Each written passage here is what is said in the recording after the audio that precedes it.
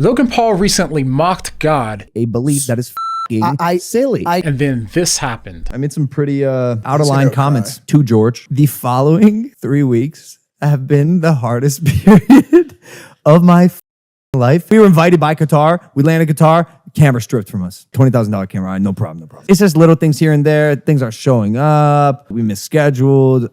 Got violent food poisoning. Next day got alcohol poisoning. Our luggage was delayed, so we had no clothes to get to our events. Me and Mike got in a massive fight. But rather than him complaining that it wasn't fair, he actually thought that he deserved it. Qatar was the first time I felt the wrath of God. Ironically, I defamed Jesus and God, and I felt his wrath. It was very telling to me how the karmic energy of the universe, this is what I'll call it, just went right back around and put me in my place. But even though George was quick to forgive Logan for mocking his faith, the fans didn't believe that Logan deserved his forgiveness. Bro, how many times are people going to forgive him? Every time he gets away from it. You cannot apologize time and time again and just be forgiven. Point is, he ain't sorry and he don't care. Y'all still be feeding this man and he does everything else but say he is sorry. But even though the fans didn't believe that George should have forgiven Logan, what they didn't know was what happened the night before the podcast episode that enabled George to forgive Logan so easily. The night before it happened, bro, I'm sitting and I'm reading the Bible.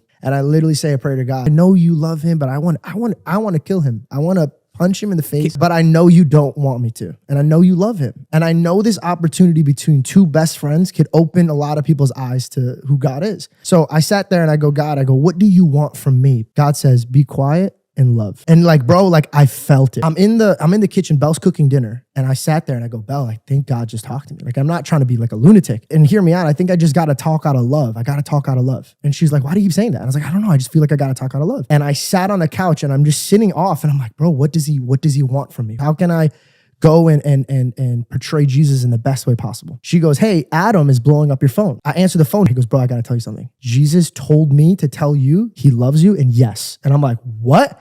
I go, why did you just say that? Belle put her knife down. I go, buddy, back up. Why did you say that?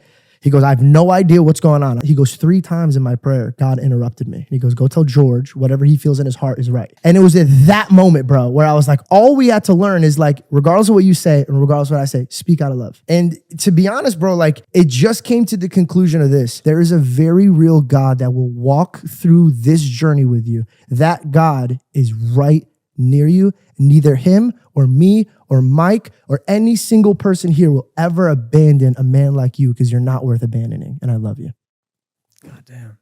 So from George's point of view, God prepped him to forgive Logan in advance by telling him that he should be calm and to show love to Logan. Now, I personally have no idea if George was hearing from God or not, but one thing that I do know is that one part of what he said is consistent with what God says about forgiveness in scripture. In Matthew 18:22, the question of how many times you should forgive someone came up. Peter says to Jesus, Lord, how many times shall I forgive my brother or sister who sins against me? Up to 7 times? And Jesus answered, I tell you, not 7 times, but 77 times. Given the fuller context of this verse, the point is that we should keep forgiving people a near infinite amount of times. Now, of course, this doesn't mean that we should enable bad behavior or refuse to put up appropriate boundaries, but what it does mean is that we should forgive people for the countless things that they've done to us, and the reason why is because of the near infinite things that God has forgiven us for. So as Christians, we should offer people what they don't deserve, and sometimes that's our forgiveness. And the reason why we're able to do this is because God gave us forgiveness that we didn't deserve either. But if you're a Christian who refuses to forgive those who hurt you,